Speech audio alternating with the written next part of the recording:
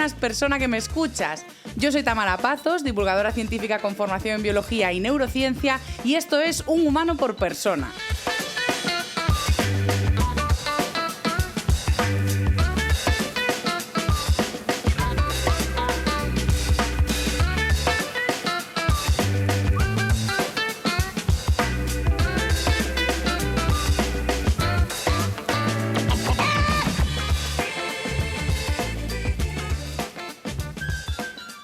Si eres nuevo por aquí, es probable que te estés preguntando de qué va Un humano por persona. Este es un formato de podcast que trata de entender a la especie humana a nivel individual y colectivo, sobre todo en materias que tienen repercusión a nivel social. Por eso siempre vamos a tener temas golosos que vamos a abordar desde, primero, la evolución de esa materia en nuestra especie. Segundo, entender qué pasa en nuestro cuerpo y cerebro desde la biología y neurociencia, para acabar con una sección que es una reflexión ética del impacto social de lo que tratamos en el episodio. Hoy vamos a hablar sobre el alcohol. Es posible que si has escuchado el episodio anterior te preguntes, oye, pero ¿no ibas a hablar de neuromarketing con Judith y Nacho? Y efectivamente hemos grabado un episodio en directo en la FNAC Triangle de Barcelona, aprovechando la presentación de mi libro. Este libro te hará vivir más, o por lo menos mejor. La grabación ha sido un éxito y es el episodio que vais a tener la semana que viene. La semana que viene hablaremos de neuromarketing y del impacto de la publicidad en la salud. Pero esta semana vamos a hablar directamente de cuestiones que tienen afectación directa en la salud y que, sin embargo, hacemos publicidad sobre ellas, como es el alcohol. El episodio de hoy va a tener una sección de evolución para entender cuándo aparece el alcohol y el consumo de alcohol en nuestra especie. Luego vamos a hablar de qué impacto tiene a nivel cerebral y corporal, para acabar con ese puente al siguiente episodio, en el que hablaré de la regulación sobre la publicidad y los espacios de consumo de alcohol en España en concreto. Así que arrancamos este tercer episodio de la tercera temporada de Un humano por persona.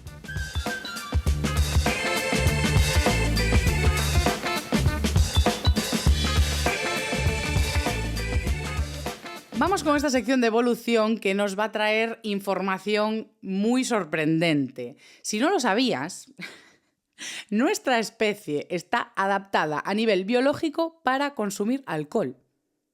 Tenemos regiones de ADN que dan la orden de crear enzimas que hacen que el alcohol no resulte tóxico, es decir, lo metabolizan. En concreto, esta enzima es la alcohol deshidrogenasa, pero tenemos muchas más. Hoy me voy a centrar en la alcohol deshidrogenasa porque ha sido la clave para entender en qué momento de la evolución la especie humana dice, ¡ay! Voy a consumir una sustancia que resulta tóxica, que puede ser letal, que me entorpece en el entorno natural de forma de que soy vulnerable a depredadores y aún encima puedo tener accidentes. Claro. Si analizamos la evolución como solemos hacerlo, buscamos qué utilidad tiene el ADN, mutaciones, adaptaciones, la conducta, es decir, como que todo nos haga sobrevivir, ¿no? Entonces, en el caso del alcohol resulta complejo pensar en qué momento de la evolución aparece una enzima que me ayuda a metabolizar esto y a que no sea tóxico. O sea, de entrada, ¿para qué lo consumo? Lo peor es que no somos la única especie que tiene esa adaptación. Otros animales también la tienen.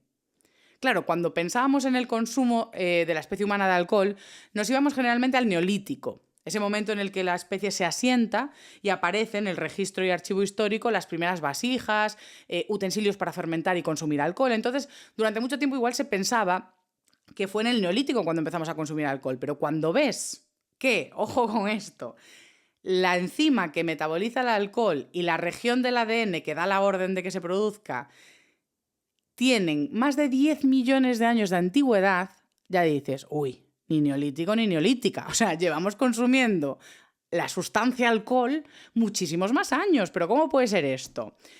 Si pensamos en cómo se produce el alcohol, ya empieza a tener todo un poco de sentido. Es decir, las frutas, que era lo que consumían nuestros ancestros de forma mayoritaria en la dieta, sobre todo hace 10 millones de años y antes, las frutas tienen muchísimo azúcar. Muchísima cantidad de azúcares. Y aún encima están rodeadas de microorganismos que son levaduras que comen ese azúcar y están deseando comer el azúcar. Cuanto más madura la fruta y más azúcar tiene, las levaduras más se frotan las manitas que no tienen. Y el tema es que la levadura, cuando come el azúcar, en ese proceso se da una fermentación que tiene como producto final el alcohol. Por lo tanto, aunque el humano no produzca el alcohol, en la naturaleza puede aparecer el alcohol por ese proceso natural. Es decir, tú tienes una fruta que está muy verde, las concentraciones de azúcar son muy bajas, pero poco a poco empieza a aumentar la concentración de azúcar e incluso aumenta la cantidad de alcohol que hay dentro de la fruta.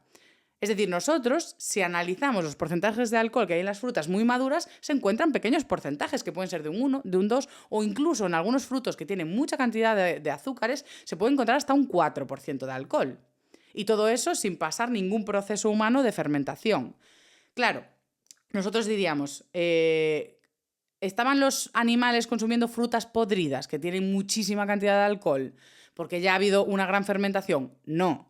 Los animales tienen adaptaciones para no consumir productos en putrefacción porque pueden ser letales. Simplemente, dependiendo también del proceso de digestión que tenga el animal o nuestro ancestro, si la dieta mayoritaria, que era el caso hace 10 millones de años, era ese momento en el que estábamos braqueando, que es el desplazamiento con los brazos, bracear por los árboles, ¿no? De una rama a otra con los brazos, pues nuestros ancestros se desplazaban así y consumían frutas. Y hace 10 millones de años se dio esa transición de los árboles al suelo, a modo, bueno, pues ya las cojo cuando maduren aquí, que voy a andar yo trepando por ahí, qué rollo, ¿no? Pues hubo un poco esa transición. Entonces, claro, no es una cuestión de que estuviesen consumiendo frutas podridas, pero si la mayor parte de tu dieta o prácticamente la totalidad son frutas, estás consumiendo muchísima cantidad en distintos procesos de maduración y dependiendo de la cantidad que consumas y de lo que tardes en digerirlo, puede llegar incluso a fermentar en el sistema digestivo, porque esas enzimas las tenemos en la boca, en el estómago y en el intestino. O sea, que esto nos da información de que a nivel evolutivo se ha producido alcohol en distintos momentos de la digestión y ha sido necesaria esa enzima en distintas partes de la digestión. A mí todo esto me parece interesantísimo. O sea, es que el concepto de que tengamos adaptaciones para ese consumo, digo, joder, es que a priori resulta contraintuitivo, porque es una sustancia tóxica. Pero claro, imagínate que no podemos metabolizar el poquito alcohol que tengan esas frutas. Pues claro, nos cargamos el origen fundamental de la dieta. Si nuestros ancestros se alimentaban prioritariamente de frutas y accidentalmente podrían tener más concentraciones de alcohol de las necesarias o de las deseadas, que serían 0, pues claro que necesitamos una adaptación biológica, porque si no me quedo sin la fruta. Si la fruta me resulta tóxica y letal, pues a la mierda. Ya no me puedo nutrir y desaparece la especie. Por lo tanto, ahí sí que tiene sentido esa adaptación. Luego, ya nos volvimos locos. Dijimos, bueno, pues vamos a aprovechar esta adaptación y vamos a hacer nosotros el alcohol. Entonces ya en el Neolítico dijeron, o sea, esto no fue intencionado, pero bueno, dijeron, oye, mira, que si dejo ahí las uvas unos días, aparece una sustancia riquísima y nos lo pasamos teta. Y dijeron, pues venga, pues sí. Y ven a hacer cerveza, vino, sake, se lo pasaron estupendamente bien. En el siglo I se cree que en China ya destilaban el alcohol y la destilación es para conseguir aún más graduación, como sabéis. ¿Por qué? Porque en los procesos de fermentación, cuando las levaduras, consumen mucho azúcar y producen más de un 16% de porcentaje de alcohol en su medio, se mueren. Y por eso el proceso de destilación lo que hace es lograr que se consiga más graduación de alcohol independientemente de que se vayan muriendo levaduras. Entonces, claro, ahí ya hicimos un boom. En el siglo X, el sabio Al-Razi, que era un árabe, inventó el alambique. Y de ahí ya los procesos de destilación, pues bueno, se fueron extendiendo por todo el mundo. Lo siento por los irlandeses, que creo que se llevaban esta medallita de diseño de alambique, y parece ser que no es así. Pero bueno, en definitiva, no quiero profundizar más en la historia del alcohol hasta nuestros días, porque tenéis, de hecho, un episodio de Escuela de Pedantes, que es un podcast que tengo con mi gran amiga e historiadora del arte, Ana Iroa. Tenemos un podcast sobre el vino y en el contexto histórico Ana nos cuenta toda la evolución y historia de la especie humana con el vino, que es súper interesante. Así que después de escuchar este episodio podéis ir a oírlo, pero ahora vamos a hablar de si de verdad el cuerpo está tan adaptado al consumo de alcohol. A modo, vale, tenemos esa enzima que nos ayuda a metabolizarlo de forma que no resulta tóxico y no nos morimos, pero ¿está el resto del cuerpo adaptado a que consumamos esta sustancia?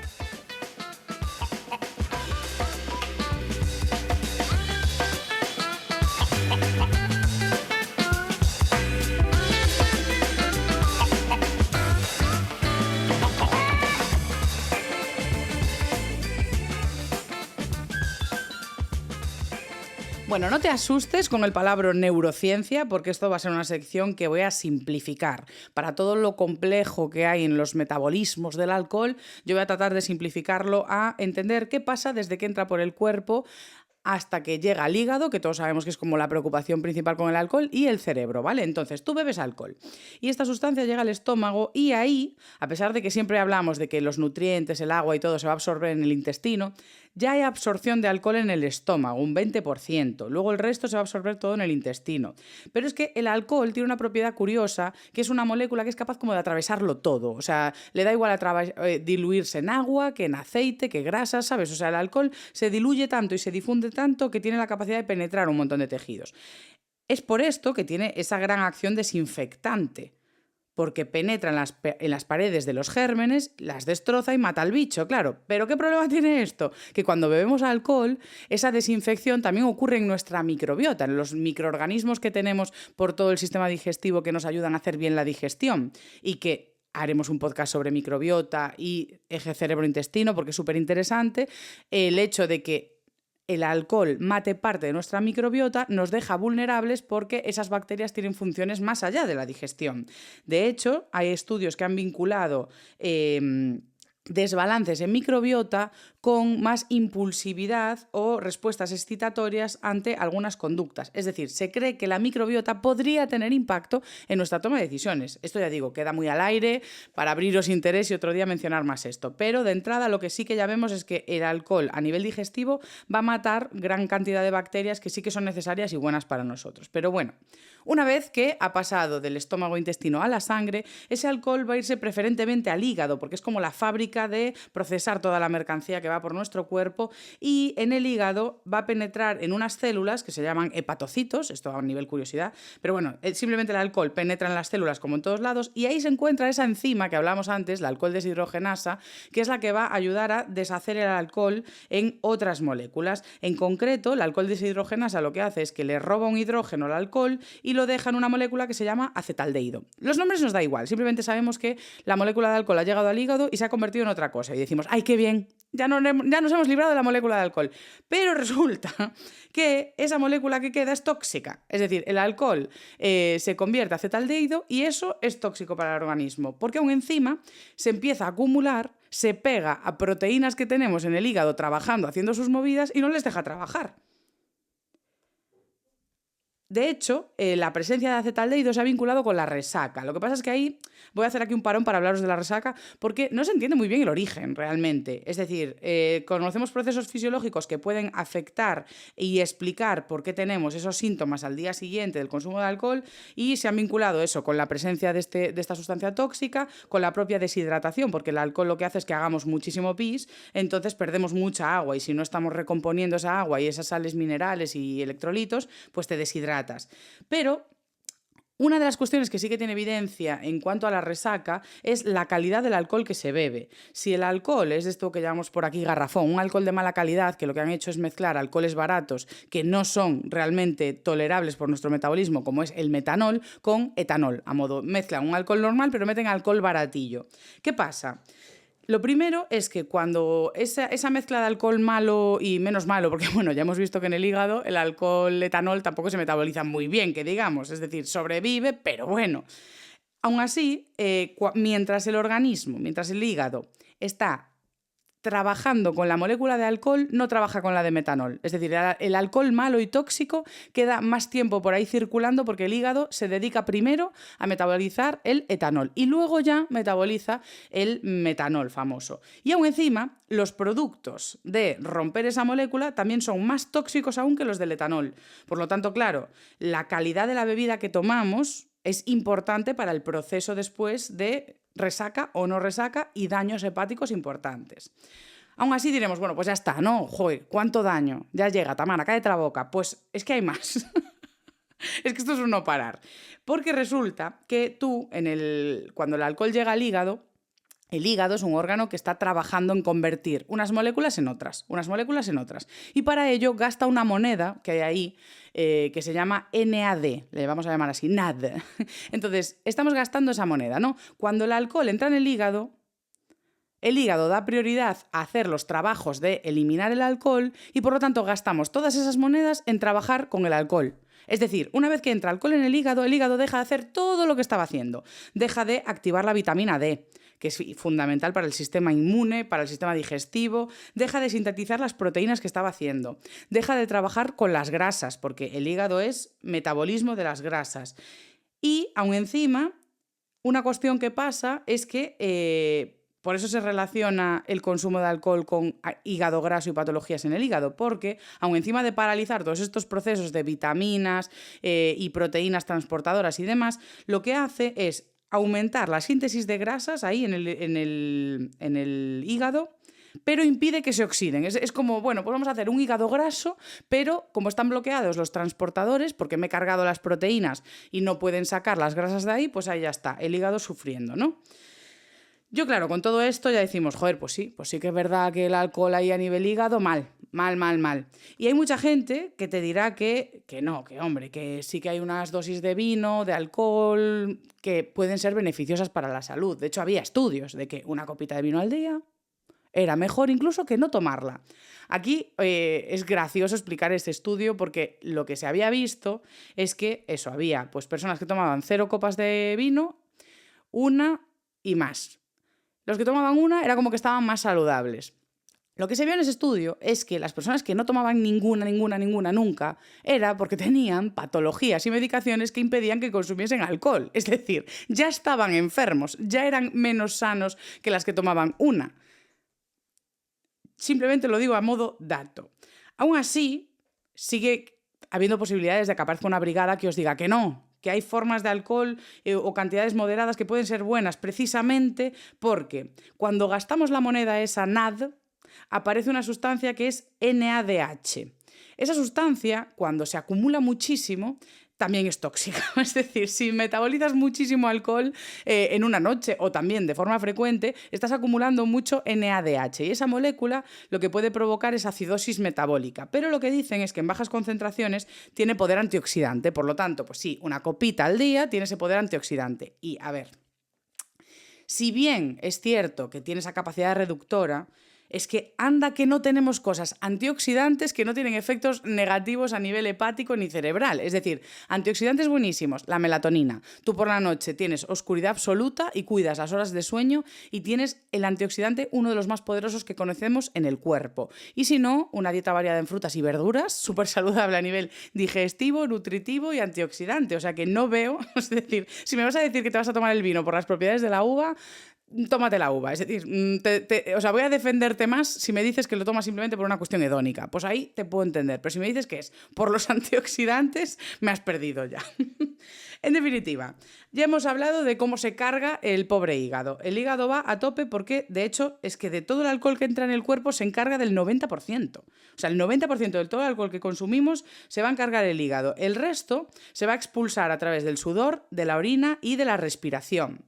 Y dices tú, vale, a ver, entonces pasó de la sangre al hígado, pero espérate, porque si llega al sudor, a la respiración y a la orina, es que ha pasado por todo el organismo. Y efectivamente sí, una vez que el intestino absorbe la sangre, el corazón bombea y la sangre circula por todos lados. Por lo tanto, el impacto de la molécula de alcohol en el resto de órganos va a existir. Y es una molécula que deshidrata células, deteriora células. Bueno, no os voy a explicar porque eso sí que ya sería un rollo, pero en definitiva, el alcohol, como penetra por todas las paredes, luego dentro de la célula también hace daños. Y en concreto, como no, como atraviesa todo, pues también es capaz de atravesar una de las barreras más tochas que tiene nuestro cuerpo, que es la barrera entre la sangre y el cerebro, lo que llamamos barrera hematoencefálica. Pues el alcohol pasa por ahí como por su casa, hasta la cocina, sin preguntar, muy tranquilo. Y lo que hace allí es activar un neurotransmisor, una molécula que hay en el cerebro que se llama GABA. Y el GABA lo que hace es inhibir funciones. Es una molécula inhibitoria, es una molécula relacionada con el descanso, con la desconexión, con bajar marchas. Por lo tanto, el alcohol funciona como un depresor del sistema nervioso, es decir, ralentiza la actividad cerebral. Y aún encima, cuando llega al cerebro, el alcohol tiene especial afinidad por una parte del cerebro que es la más externa, el neocórtex.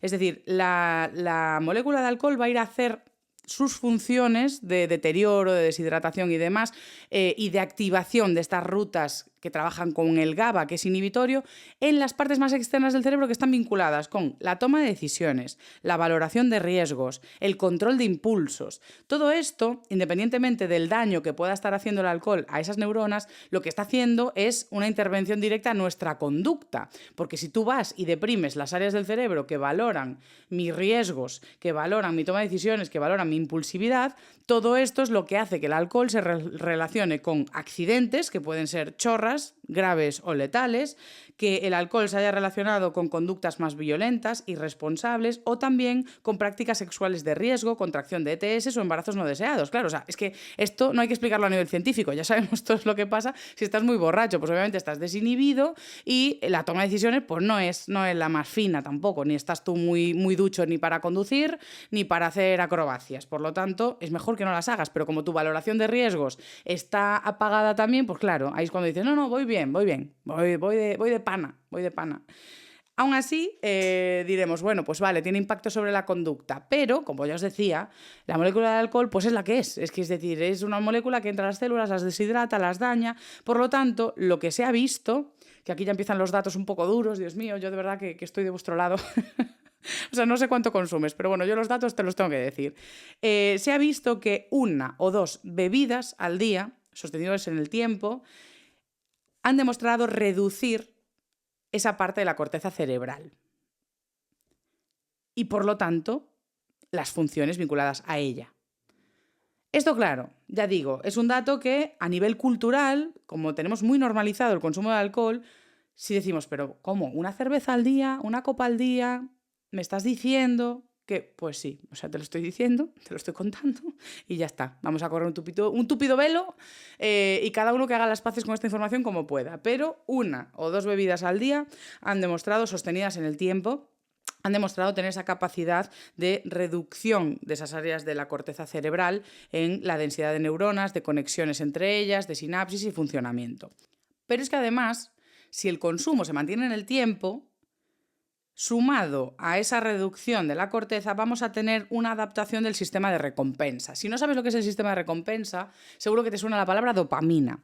El sistema de recompensa funciona con dopamina, que es una molécula que está vinculada a la motivación, a que a ti te apetezca hacer algo y que lo hagas incluso. Entonces, el sistema de recompensa es algo que en la evolución se fue desarrollando para que hagamos cosas que nos hacen bien, que nos ayudan a sobrevivir. Entonces, la dopamina se activa cuando te relacionas con gente, cuando comes, cuando haces actividad física, cuando te reproduces, cuando tienes sexo. Es decir, la dopamina está asociada a cosas que sí que son buenas para nosotros, pero hay moléculas como el alcohol que tienen la capacidad de aprovechar ese sistema de recompensa para que consumas más alcohol. Que no es que el alcohol tenga voluntad, ya lo sabemos.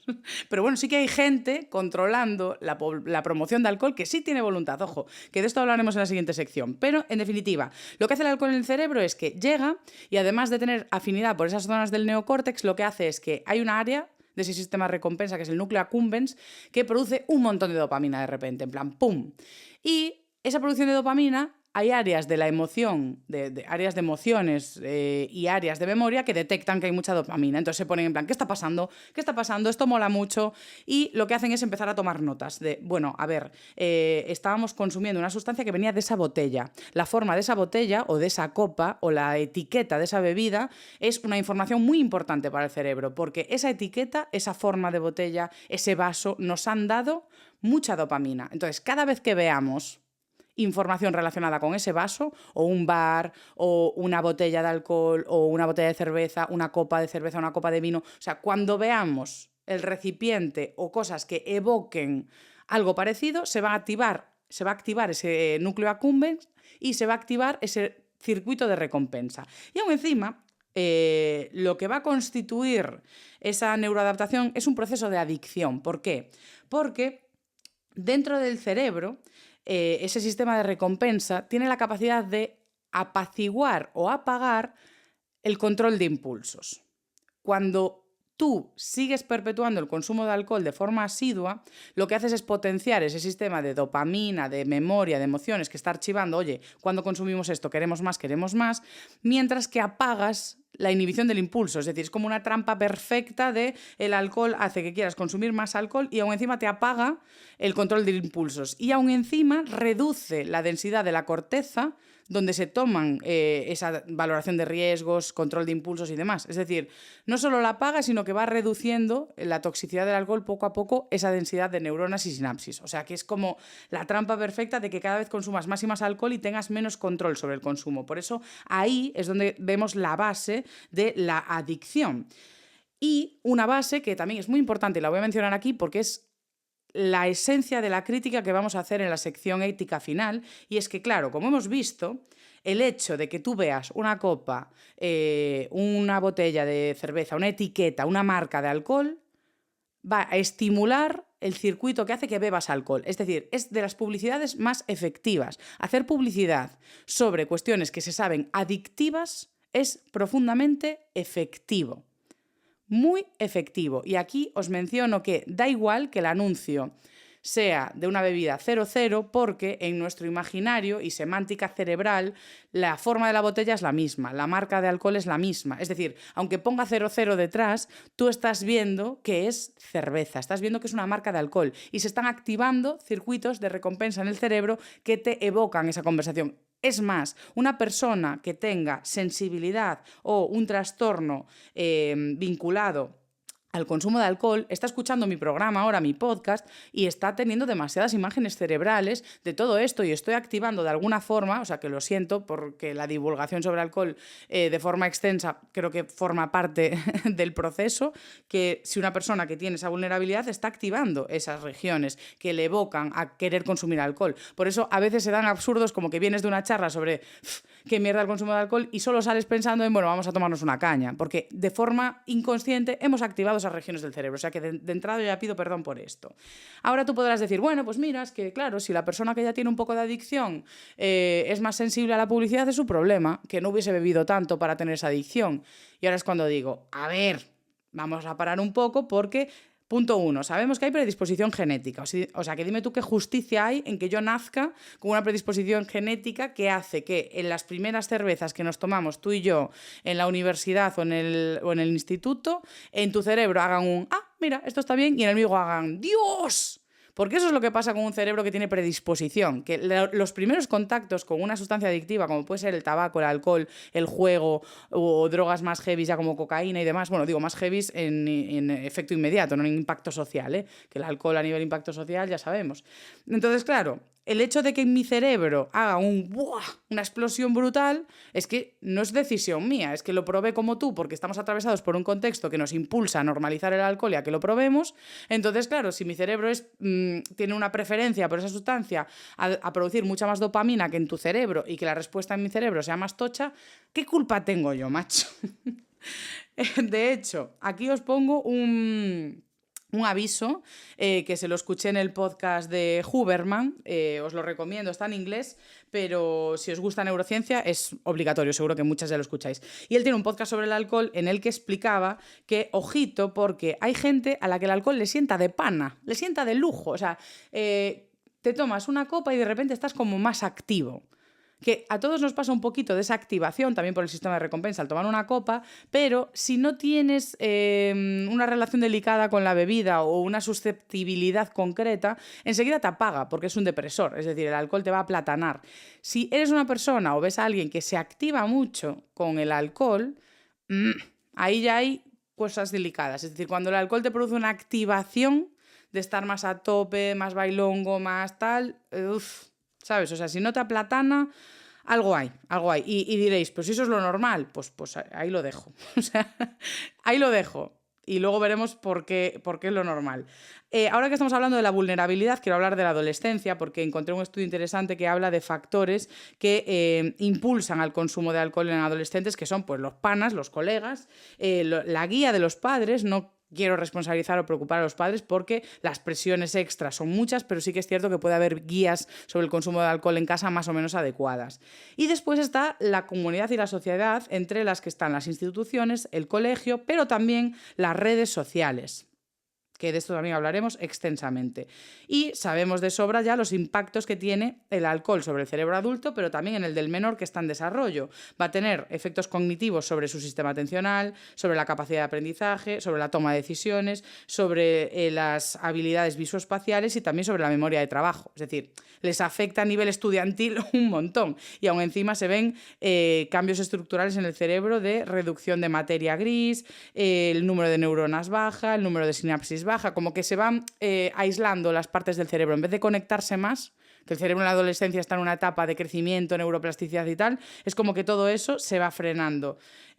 Por eso es tan letal el consumo de alcohol en la adolescencia, porque se está constituyendo cómo van a ser las estructuras cerebrales, así como constituyéndose el sistema de recompensa. Entonces, si en los momentos en los que se está fortificando nuestra toma de decisiones, valoración de riesgos y estructurándose el cerebro, lo que fomentamos es un cerebro más impulsivo, podemos estar condicionados y sentenciados para el resto de nuestra vida. Yo no digo más. Por eso a mí lo que más me preocupa obviamente es la protección del menor y del adolescente. Luego ya los adultos, bueno, también me preocupan. En definitiva, lo que quiero ver con esto, para acabar esta sección, es hablar de cuánto alcohol es mucho alcohol. Porque claro, después de haberos dicho que una copa al día, una o dos copas al día tienen efectos sobre el neocórtex ya a nivel de reducirlo, pues ya decimos, bueno, pues ya está, apaga y vámonos. O sea, porque todo lo que digas de más de eso, pues claro que va a ser malo. Es decir, si una o dos copas al día ya son malas, más va a ser peor, no va a ser mejor. Nosotros realmente ya no se puede hablar de un consumo seguro ni responsable. O sea, el estudio de una copa de vino al día ya cayó, ya murió. Entonces, esto pasa a ser pues como el tabaco. Es decir, pues no hay una dosis segura. Es decir, es una sustancia tóxica para el organismo. Es lo mismo que es una conducta de riesgo, lo mismo que no dormir, que el sedentarismo. Son conductas que tienen un poder inflamatorio, un poder de toxicidad en el organismo que es malo. Es decir, no hay buena sustancia o buena dosis de ello. ¿Qué pasa? Que sí que es cierto que, siendo un poco amables, entendemos cómo podría haber un consumo muy excepcional que no va a tener un gran impacto en la salud, ¿no? O sea, aunque no nos lo diga la ciencia, que la ciencia nos dice, mira, no hay un consumo responsable, nosotros a nivel social podemos decir, bueno, una o dos copas, tal, pero, claro, tú eres de las personas que tomas una cerveza de vez en mucho, pero ¿y los fines de semana? ¿Qué está pasando los fines de semana? Hablemos de los fines de semana, porque es el modelo que ya se conoce, no solo un modelo de botellón, sino que es algo que en la literatura científica se ha llamado el binge drinking, que es como beber mucho de golpe, y esto se mide por el impacto que tiene en la sangre, que el binge drinking básicamente es conseguir 0,08 gramos de decilitro de alcohol en sangre, o sea, como un 0,08%. Y esto se suele conseguir más o menos si bebes unas 4 o 5 copas en 2 horas. Es decir, si tú en 4 o 5 copas, o sea, eso, las tomas en 2 horas o menos, estás teniendo pues una conducta que se llama binge drinking. Hay una conducta que es aún más, que es como la más letal de todas, que es de 8 a 10 copas en una noche y demás. Esas ya son como consumo muy peligroso. Pero lo de las 4 o 5 copas en una noche yo creo que está normalizado. Yo creo que sí que es cierto que, sobre todo en la edad de la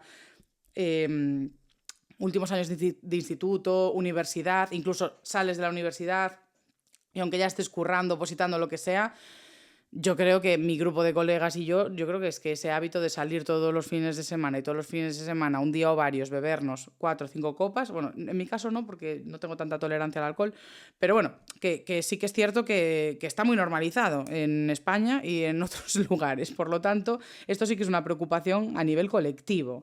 ¿Qué impacto va a tener esto? Pues lo que estamos haciendo cuando bebemos tantísima cantidad de alcohol junta es no solo someter al cerebro a esas vulnerabilidades del consumo de alcohol, sino al organismo a cantidades demasiado tóxicas como para procesarlos, que sí que pueden tener impacto a largo plazo en el hígado. Y una cuestión es que, claro, tú tienes el binge drinking y tú ves que en tu vida funcionas igual que las personas que no lo tienen. Es decir, vale, yo no soy una persona que beba entre semanas, solo bebo los fines de semana esas 4, 5, 10 copas, pero yo en el trabajo curro igual, es que hago todo igual. Es decir, no me noto que tenga ningún problema, de hecho no me afecta en la vida personal ni nada así. ¿Qué pasa? Que lo que se ha visto en estudios de electroencefalograma, y que ya digo, es lo que es, o sea, hay que poner todos los estudios en contexto, pero lo que se ha visto es que el cerebro de una persona que tiene ese binge drinking, ese consumo abusivo en el fin de semana, si bien realiza algunas tareas con el mismo éxito que la persona que no lo tiene, necesita reclutar muchísimas más neuronas para un mismo trabajo. Es decir, tiene un cerebro menos eficiente, necesita gastar mucha más energía cerebral y poner muchos más recursos para una misma tarea. Pero además, lo que ya nos vincula con el apartado final, que es lo que es bastante heavy, es que si los individuos que, aunque no tengan un trastorno del consumo de alcohol ni nada así, pero sí tienen ese consumo de fin de semana de botellón, salir y tomarse 4 o 5 copas, su cerebro responde en reposo y a las imágenes de alcohol de la misma manera que responde una persona que tiene un trastorno de consumo de alcohol. Es decir, tú puedes decir, no, pero yo no tengo una adicción, porque a nivel laboral, personal, estás funcionando a nivel académico e incluso funcionas, aunque tengas que usar el triple de neuronas, tú funcionas. Pero esta parte es clave, de que tu cerebro responde igual a las imágenes de alcohol que el cerebro de una persona que con adicción. Entonces, aunque tú no sientas que tienes un problema con la bebida, eres muy vulnerable a la publicidad de bebida.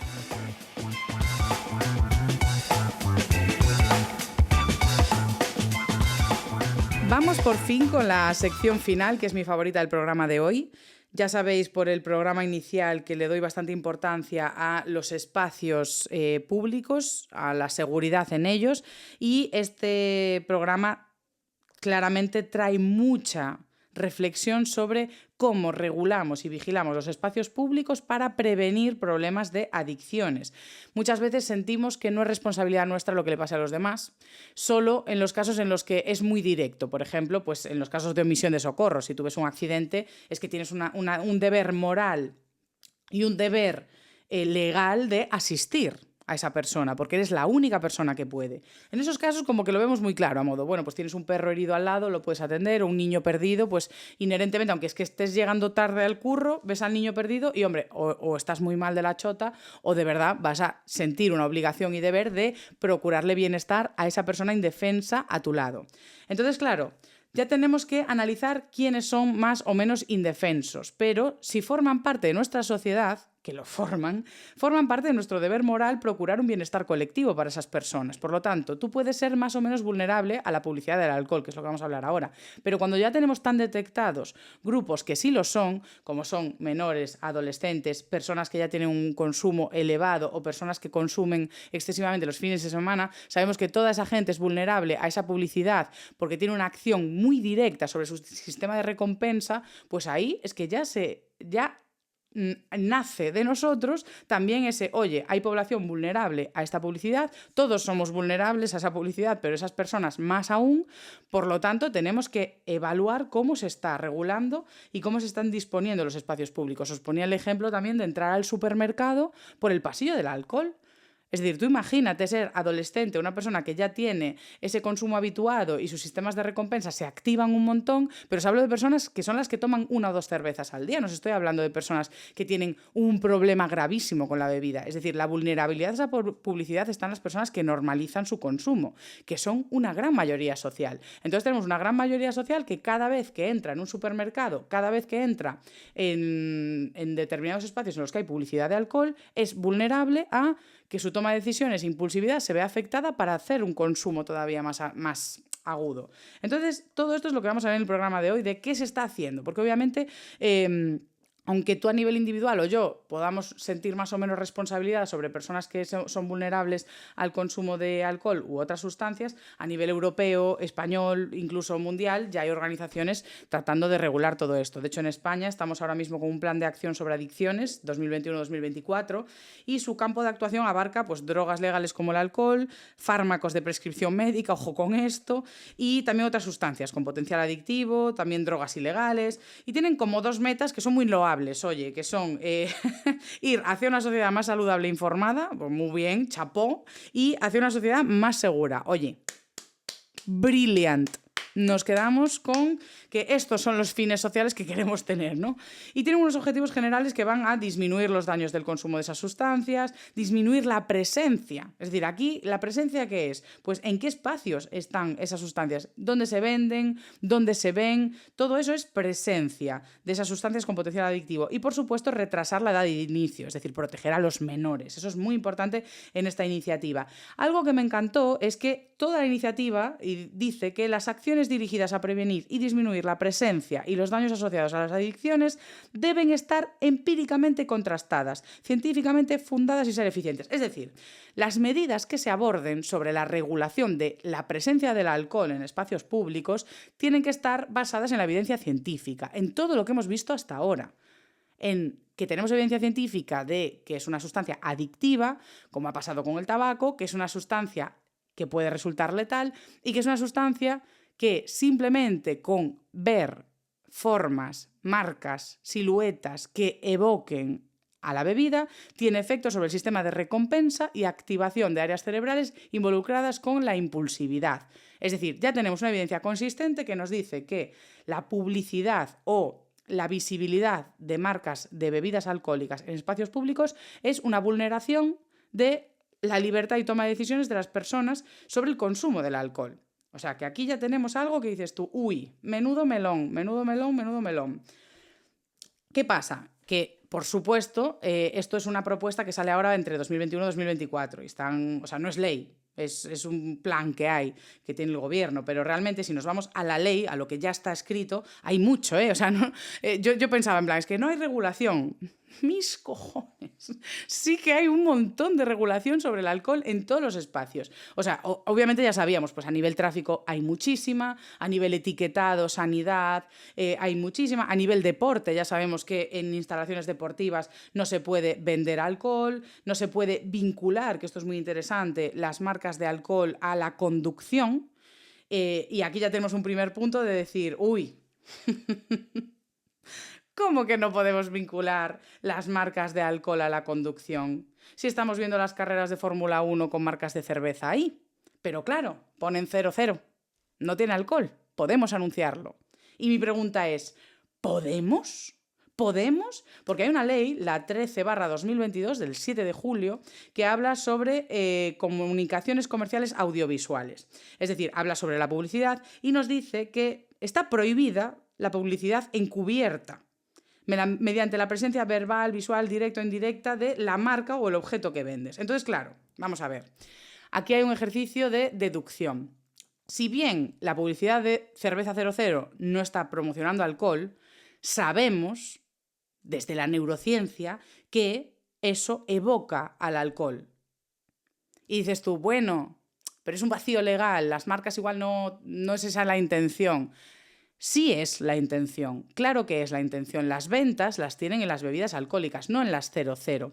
Sí que en la ley se contempla una recomendación que es recomendar las bebidas 00, o sea, bebidas sin alcohol para la conducción. A modo, si vas a conducir, no bebas o te tomas una cerveza 00. Pero ¿qué pasa? Que a nivel marketing no debería ser legal porque es una publicación, lo que diríamos subliminal. Es decir, es una comunicación comercial audiovisual subliminal, porque si la intención aparente es anunciar una bebida 00, ellos saben, y los datos saben, y la neurociencia y el neuromarketing sabe que el efecto es de ventas y se traduce en datos de ventas de la bebida de alcohol. Porque cuando vemos la silueta, si el botellín es el mismo, si la etiqueta y el nombre y todo es lo mismo, lo que evoca es el consumo del alcohol, no del no alcohol. ¿Vale? Entonces, todo esto ahora mismo ya estaría recogido en la ley. Es decir, ellos saben que tienen esto. De hecho, os voy a recomendar un podcast, es el Lijocast.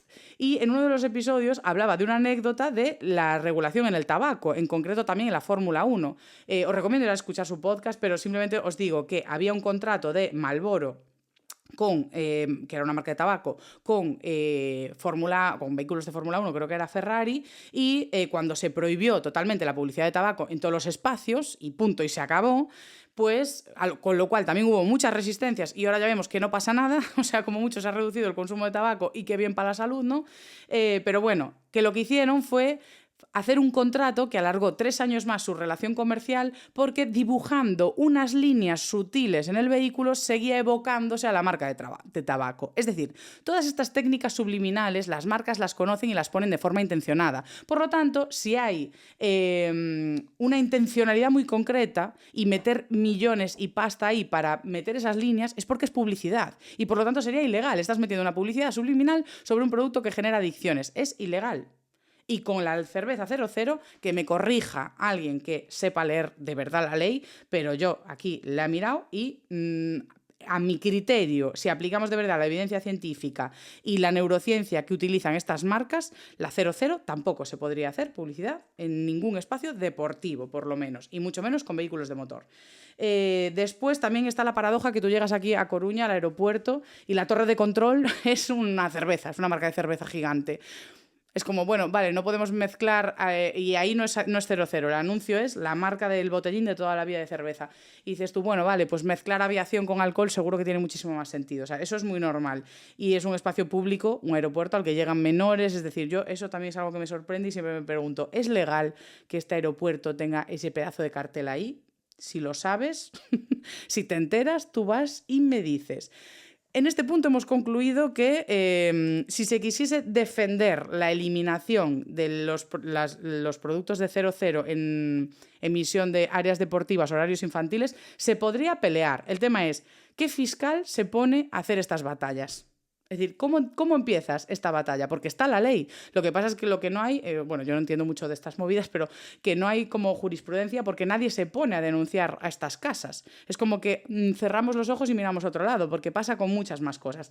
Donde sí que está muy acotada la regulación es en el ámbito audiovisual. Definimos la comunicación comercial audiovisual como las imágenes o sonidos que están destinados a promocionar de una manera directa o indirecta pues bienes, servicios, etc. Es decir, eso es lo que se entiende como publicidad, comunicación audiovisual. Y en esta regulación, en la televisión por lo menos, en la radio y en espacios que sí que están regulados, estaría prohibida la comunicación de marcas de alcohol superiores a 20 grados en un horario que sea... bueno, te digo cuándo se puede, que acabamos antes. Tú puedes anunciar marcas de más de 20 grados de alcohol entre la 1 de la mañana y las 5 de la mañana y ya está. Antes era el horario de publicar alcohol. En 2022 parece ser que han hecho una reforma y lo han ampliado para las bebidas de menos graduación, que ya se puede entre 8:30 de la tarde y 5 de la mañana. Es decir, yo... O sea, lejos de atender a la ley que ya está en algunas materias, ampliamos la ley para hacerla más laxa. Entonces ya podemos anunciar pues, cervezas y vinos a las 8:30 de la tarde, que dices tú, ¿no es horario infantil? Hombre, no. Pero vamos, en fin, corramos un tupido velo y continuemos avanzando en cómo se regulan los espacios públicos en los que se hace publicidad de alcohol. Porque si bien en la tele, en la radio, en el cine tenemos muy acotado cómo se regula esta publicidad, las calles, por ejemplo, es un choteo. Porque sí que hay una ley que explica que no se puede hacer publicidad de alcohol en puntos de no consumo y no venta, pero como la regulación sobre en qué zonas se puede beber y en qué zonas no es de las autonomías, pues puede haber una autonomía que diga, no, pues aquí en la estación de tren puedes beber, por ejemplo, entonces puedo hacer publicidad de alcohol. A mí, por ejemplo, me pasó que en la gira que hice firmando libros el año pasado, cuando llegué a las estaciones de Andalucía, pues de verdad que como llegar aquí al aeropuerto de Coruña, yo es que no daba crédito. Lonas, pero os digo lonas de metros y metros y metros que cubrían toda la estación por todos los flancos de una influencer con más de 3 millones de seguidores anunciando Ginebra. Pero lonas, en todas las estaciones que pisé de Andalucía, que fueron 3, en Málaga, Sevilla y Granada, pues en las 3 esas lonas de publicidad. Yo estaba en plan, esto es legal. O sea, ¿cómo puede ser que haya un personaje público tan tocho anunciando esta dimensión de alcohol en un espacio público como es una estación de tren? En la que obviamente hay menores transitando todo el rato. Y de esos 3,3 millones de personas, ¿cuántos son menores en ese ámbito? Porque aquí es donde ya quiero pasar al punto que nos va a llevar a finalizar este episodio, que es el ámbito de los famosos. Es decir, ya hay una pregunta, si atendemos a la Ley 13 de 2022, que es la misma que mencioné antes, hay un apartado que explica sobre las comunicaciones comerciales que fomentan comportamientos nocivos para la salud, dice que no se puede Punto 1. Hacer publicidad que se dirija específicamente a menores o que asocie la bebida a un mejor rendimiento físico, pero esto sí que no lo vemos. Es decir, yo no he visto ninguna publicidad ni en redes sociales ni en televisión que hable de, hoy en día, de que el alcohol fomenta el rendimiento físico. Pero hay una parte de este artículo, que son los apartados C y D, que dicen que no puede dar la impresión de que el consumo contribuya al éxito social o que lo asocie, vincule o relacione con ideas de éxito a nivel personal, profesional, social o familiar. También el apartado D dice que estos anuncios no pueden sugerir que las bebidas tienen un efecto estimulante, medio de resolver conflictos o que tengan ningún tipo de beneficio. Entonces, claro, ¿cómo anuncias alcohol? Porque ya no puedes hacer anuncios de la experiencia que supone el alcohol. De hecho, me acuerdo de anuncios de estrellas, de distintas marcas de estrella, que son como los nombres de la cerveza aquí en España. Entonces, Estrella algo, ¿no? Pues que sí que hablaban un poco de la experiencia, del verano, del no sé qué, de los brindis, de la familia, de los amigos. Y es como, espérate, porque ahí me estás asociando toda una experiencia a la bebida. Es decir, ahora mismo, bajo este entendimiento, los anuncios de bebidas alcohólicas podrían ser la botella y da gracias. O sea, la botella y da gracias. ¿Por qué? Porque cuando asociamos y usamos a una persona famosa para anunciar alcohol, lo que estamos haciendo es vincular las imágenes de éxito y de vínculo de pues cierto estatus personal, social y profesional a una bebida de alcohol. Es decir, si leemos bien esta ley, no podrían anunciar famosos bebidas alcohólicas y tampoco podrían anunciar bebidas alcohólicas los influencers. Es decir, una marca de alcohol no podría ir a una persona que tiene 3,3 millones de seguidores, una cuenta verificada, una persona que ha pasado un sistema de decir, vale, pues se te reconoce ya como personaje público, no podrían ir a hacer publicidad de alcohol con ellas porque sus figuras están vinculadas al éxito. Por lo tanto, la publicidad que se está haciendo es vincular éxito profesional y admiración con bebidas alcohólicas, es decir, con sustancias que fomentan comportamientos nocivos para la salud. Yo ya la lectura que saco aquí es esa. Entonces, ahora nos vamos a redes sociales, que ya es la paradoja. Vamos a ver. Creo que ya estamos todas muy acostumbradas a ver influencers y personas que hacen contenido en redes sociales patrocinado todo por marcas de alcohol. Bien sea un podcast, bien sea un vídeo, bien sean unas vacaciones de verano patrocinadas por un ron que hace que hordas de influencers se vayan todos a la otra punta del Atlántico a pasarlo bien 15 días, bebiendo todos los días, con compromisos y contratos explícitos de que esas personas tienen que subir X vídeos e historias con la marca, con el producto e incluso haciendo catas del producto. O sea, tienen que salir bebiendo la bebida. Todo eso está por contrato y también han sacado una versión de invierno para irse con los influencers a la nieve y hacer lo mismo, que también es vincular deporte y bebidas alcohólicas. Ya ni te cuento todo eso. Pero si nos vamos estrictamente a las redes sociales, ya hemos atajado esto de que realmente una marca, ya por la ley que hay, si un fiscal de buena mañana se levantase así en plan, vamos a pelear esto, creo que tendría en la ley actual motivos para ir parando esto y empezar a denunciar a ciertas casas de alcohol. A modo, tú no puedes ir a un influencer y a una figura de éxito y relevancia social a pedirle que use su imagen para hacer promoción de alcohol. O sea, esto ya tendríamos un punto de redes sociales y alcohol. Por ahí ya no podrías ir. Pero luego además está el tema de los horarios, que a mí esto que alguien me lo explique. La ley de publicidad y de cómo se ejecutan los anuncios en medios audiovisuales, que las redes son medios audiovisuales, dicta que solo se puede publicitar alcohol entre las 8 de la tarde y las 5 de la mañana si tiene menos de 20 grados y entre la 1 de la mañana y las 5 de la mañana si tiene más de 20 grados. Vamos a ver, que las redes sociales están todo el día. Es decir, esos vídeos están todo el tiempo, entras a cualquier hora y están ahí. O sea, ¿cómo puede ser que no aplique la ley a las redes sociales? Dirás, es claro, es que si la aplican directamente no se puede, porque como vas a ver el contenido cuando quieras, pues ahí está. Es que igual no se puede hacer publicidad de alcohol en redes sociales. Porque es que la ley dice que la publicidad audiovisual que va por imagen, sonido, bien sea radio, tele, medios audiovisuales, no puede ser entre pues las 6 de la mañana y las 8 de la tarde, 5 de la mañana, 8 de la tarde. En esa franja horaria de día no podría estar nadie viendo publicidad de alcohol en un medio audiovisual y está ocurriendo. Te pones un podcast y hay podcasts patrocinados por marcas de alcohol. Es decir, esto ya es una locura. Pero es que además está el tema de espacios para menores, porque si tú me dices que Instagram es una red en la que solo pueden entrar mayores de edad, vale, pero tú vas a las normativas y la mínima edad para entrar en Instagram son 13 años. Es decir, es un espacio para menores. No está diseñado por y para menores, no es contenido infantil, pero sí que entran menores. Entonces tiene que aplicar la ley de menores a espacios en los que están los menores. ¿O qué diantres? Porque una cosa es que un niño vea la tele tarde. Bueno, vale, ok. Pero es que no es que estén los niños de 14 años haciendo trampas para estar en Instagram, es que les piden 13 para entrar.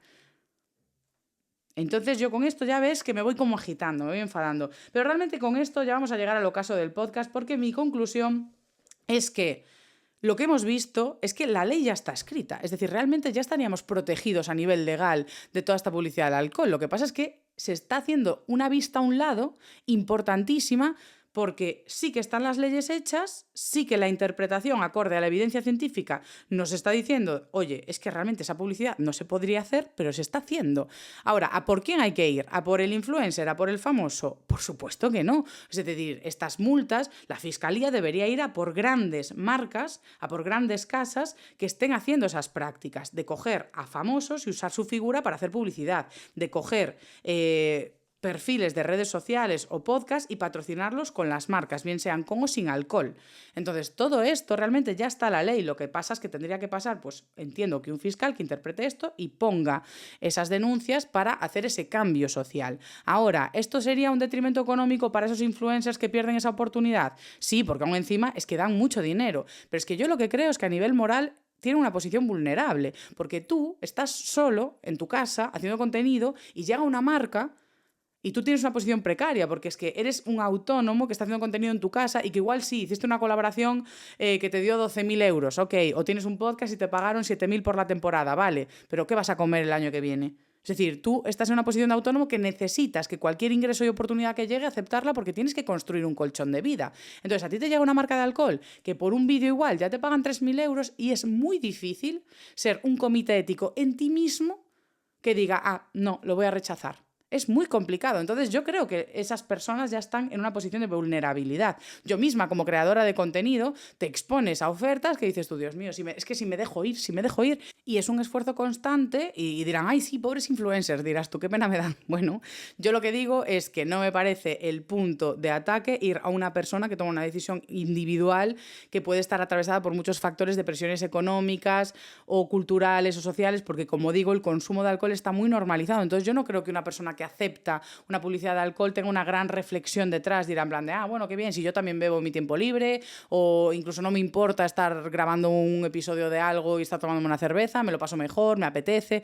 Es decir, yo creo que mucha gente intenta ser honesta a modo, pues mira, yo consumo esto, ¿por qué no voy a hacer publicidad con ello? Y tampoco tienen toda la información que yo acabo de contar. Es decir, muchos influencers que hacen publicidad de alcohol creo que no saben realmente las repercusiones que tiene esta publicidad sobre la gente que lo sigue, sobre sus seguidores, porque yo por lo menos que tengo una comunidad de seguidoras y seguidores, pues es que vas generando un cariño por esas personas y una responsabilidad de, oye, voy ganando credibilidad, lo que yo digo importa a esta gente. Entonces yo creo que no hay una intención perversa.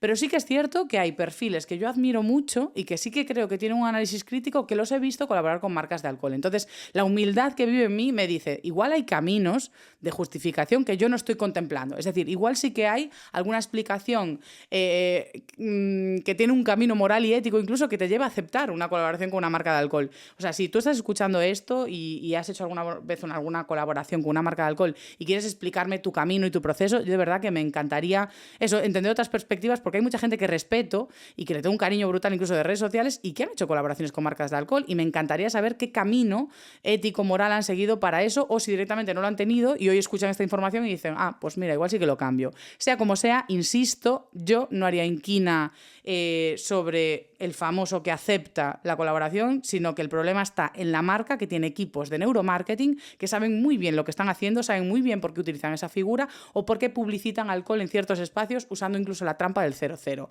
sea que para mí ahí está la acción, en que aparezca pues algún buen fiscal que diga, voy a pelear esta causa por todos mis panas, y nosotros, ¡eh! Todo esto no debería repercutir en el consumo individual, como mucho reducir la cantidad de sobreconsumo que se da por activar esos procesos impulsivos y adictivos. Pero yo creo que proteger los espacios públicos de la publicidad no va a quitar la libertad individual de consumir una cerveza cuando te apetece o un producto de este estilo, igual que no ha limitado del todo la capacidad que tienes ahora de comprar tabaco. ¿Que cada vez los precios son más caros?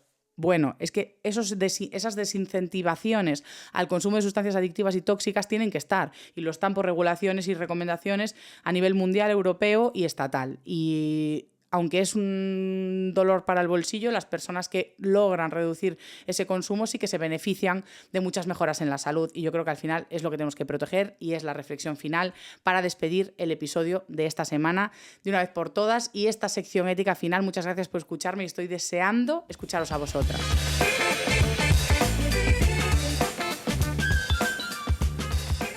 Pues muy bien, este episodio número 3 de esta temporada. Estoy muy agradecida con la acogida que está teniendo. Estamos en el número 10 de Spotify mientras estoy grabando esto, y vais a flipar con el episodio de la semana que viene que he grabado con Judith Tiral y Neuronacho, precisamente hablando del neuromarketing y de la perversa sociedad que puede haber detrás, que no es así. Hemos puesto todo en contexto y sé que os va a encantar el episodio, así que nos vemos el domingo que viene. Un abrazo enorme.